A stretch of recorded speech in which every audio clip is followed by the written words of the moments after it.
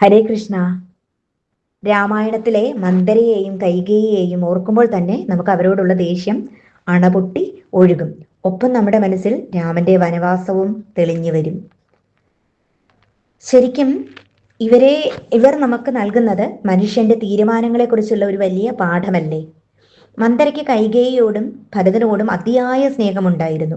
കൈകേയിക്ക് തന്റെ മകനായ ഭരതനോട് അതിയായ വാത്സല്യവുമായിരുന്നു. പക്ഷെ സ്നേഹത്തോടൊപ്പം ഭയവും സംശയവും കൂടി കടന്നു വന്നപ്പോൾ അവരുടെ ചിന്തകൾക്ക് വ്യക്തത നഷ്ടമായി. ഭരതന്റെ ഭാവിയെക്കുറിച്ചുള്ള ആശങ്കയിൽ അവർ ഒരു കാര്യം മറന്നു. ഒരു തീരുമാനം ഒരാളുടെ മാത്രം ജീവിതത്തെ അല്ല ബാധിക്കുന്നത്, അനേകരുടെ ജീവിതത്തെ അത് സ്പർശിക്കുന്നു എന്നുള്ളത്.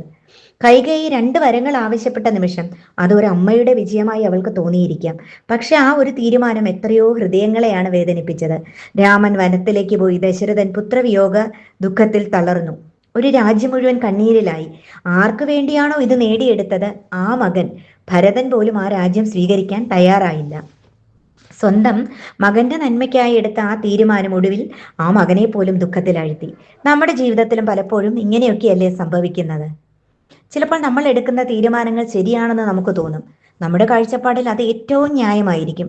പക്ഷെ മറ്റുള്ളവരുടെ വികാരങ്ങളും ജീവിതവും അവകാശങ്ങളും ഒന്നും പരിഗണിക്കാതെ എടുക്കുന്ന തീരുമാനങ്ങൾ അപ്രതീക്ഷിതമായ വേദനകൾക്കല്ലേ കാരണമാകുന്നത്. തെറ്റുകൾ എല്ലായ്പ്പോഴും ദുഷ്ടതയിൽ നിന്നൊന്നുമല്ല ഉണ്ടാകുന്നത് എന്നതാണ് ശരി. പലപ്പോഴും അതിയായ സ്നേഹവും അമിതമായ ഭയവും തെറ്റായ ഉപദേശവും മനുഷ്യനെ തെറ്റായ വഴിയിലേക്ക് നയിക്കും. അപ്പോൾ നമുക്ക് ഉപദേശിക്കുന്നവരെ മാത്രം കുറ്റം പറയാൻ സാധിക്കില്ല. ആ ഉപദേശം സ്വീകരിക്കുന്ന ആളുകൾ, ആ മനസ്സും ഒരു പരിധിവരെ അതിന് കാരണം തന്നെയാണ്.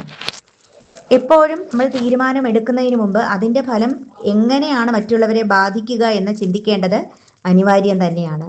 ഇന്നത്തെ കുടുംബജീവിതത്തിലും സമൂഹത്തിലും ജോലി സ്ഥലങ്ങളിലുമൊക്കെ ഈ പാഠം ഏറെ പ്രസക്തമല്ലേ? നമ്മുടെ വാക്കുകളും തീരുമാനങ്ങളും നമ്മെ മാത്രമല്ല, നമ്മെ സ്നേഹിക്കുന്നവരെയും ആശ്രയിക്കുന്നവരെയൊക്കെ ഒരുപോലെ ബാധിക്കുന്നുണ്ട്.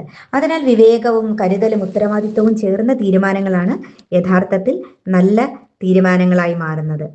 ശരിക്കും മന്ദരയുടെയും കൈകേയിയുടെയും കഥ നമ്മളോട് പറയുന്നത് ഒരു ലളിതമായ സത്യം തന്നെയാണ്. ഒരു നിമിഷത്തെ തീരുമാനം നമ്മുടെ ജീവിതം മാറ്റുന്നു. അതോടൊപ്പം നമ്മുടെ കൂടെയുള്ള മറ്റുള്ളവരുടെ ജീവിതത്തെയും അത് വളരെയധികം ബാധിക്കുന്നുണ്ട്.